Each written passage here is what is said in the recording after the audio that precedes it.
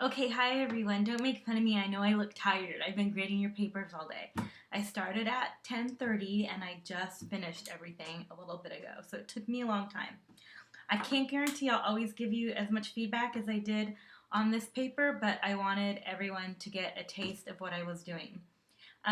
If you look on the website above this video, there is a screencast-matic that will go through um, what you should look at when looking at my comments on turnitin.com. So there's some information there to kind of help you navigate Turnitin because it can be a little tricky. You kind of have to go back into your submitted file and then you'll be able to see the material. But let me give you some general and overall comments about the papers. So for the most part, they were really good. I mean, I didn't really think anyone tanked it. Everyone passed the paper, so that's good, and a lot of people got A's, and then there was a lot of B's and a couple of C's, and overall I thought they were really good. Let me give you some insight on my thinking process. So as I'm grading these, I'm looking for a couple of things. I'm looking for a great idea that you brought out in the paper, and that's kind of the analysis. So what you were looking at within the material, what your idea was and how you focused on the material. And most of you did really well with that. There was maybe one or two papers that I felt were a little off, and they might have been off because you focused on a lot of outside material instead of really looking at the article.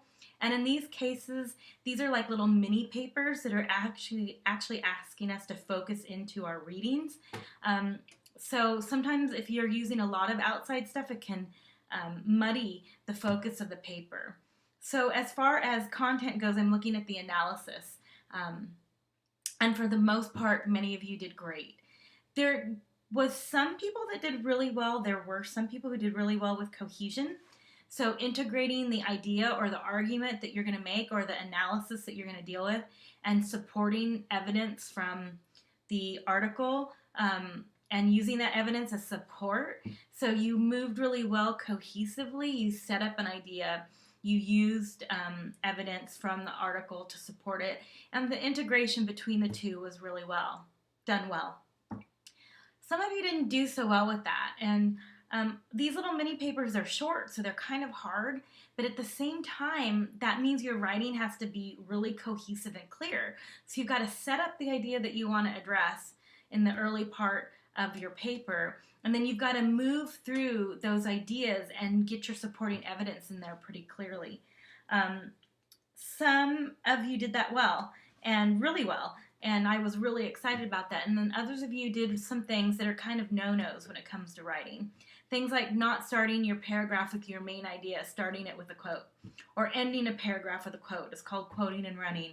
You never want to leave the reader with the evidence. You want to recapitulate why that evidence is important, or you want to set up why you're going to use the evidence.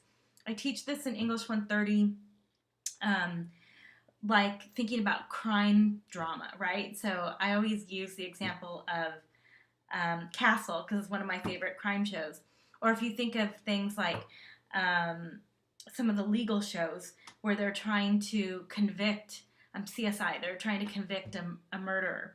And what you're trying to do is you're trying to set up your idea and then you're trying to use your evidence to support the argument that you have. So I think about like an opening statement in a trial and the idea that you're going to be producing evidence to try to convict the perpetrator, but you're not just going to put like the glasses on the table and say these are the glasses, and then you're not going to explain how it relates to your argument. It's the same idea within a paper. Any piece of source material that you're going to use has to relate back to the idea that you're trying to support. And your idea comes first because as the writer, you're doing analysis. So you're not just summarizing the material. You're bringing in some idea and then you're using the evidence as support. So some of you did really well with that, and some of you need to adjust that a little bit.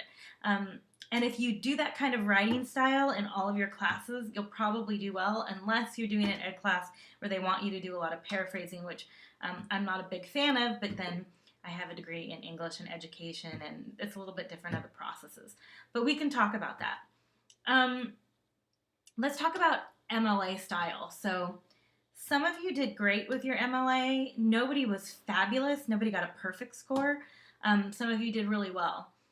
I'm expecting in a 300 level English course that you've got this down. And if you don't, you're probably going to have to do some catch up work. So there are a couple ways to do that. The OWL Purdue is probably the best ways to look up stuff online. I like Diana Hacker's A Pocket Style Manual. I make my freshmen buy it. It's another really good way. But I'm a stickler for MLA format. And so some of you are struggling with even page setup. So it has to be formatted in MLA format page setup. You have to have a works cited page.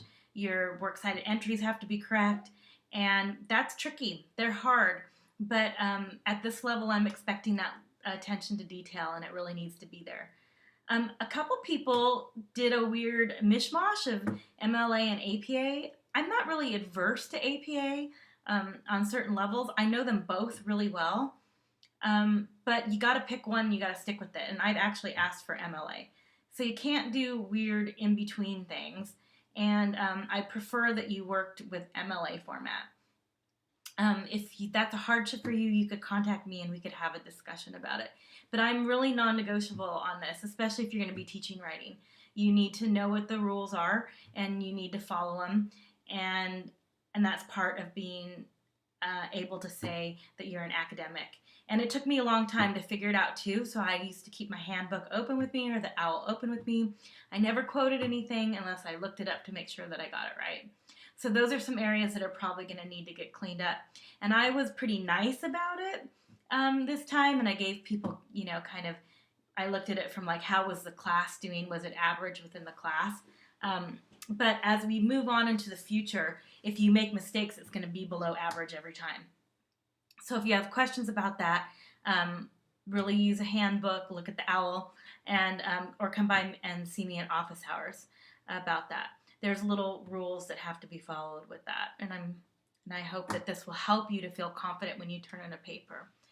Other than that, I felt like everything went really well, and I tried to give some good feedback and an end note to try to give you some direction on what to do. If you have questions or concerns about specific things that I've said or your paper, it would probably be best to print it up and then bring a cup with the notes that I put on it and bring it to my office hours and meet with me. Again, I didn't see anything so desperate that I'm worried. Most of you did fabulous and really well. And so I was really excited about that. And I love reading your ideas. I never really felt like anybody's ideas were off, except for those couple of papers that were using a lot of additional sources. I'm not sure the answer is to use a lot of additional sources for these kind of papers because we're kind of digging in depth into one thing. I like comparison. I like looking at rhetorical analysis and looking at things against one another.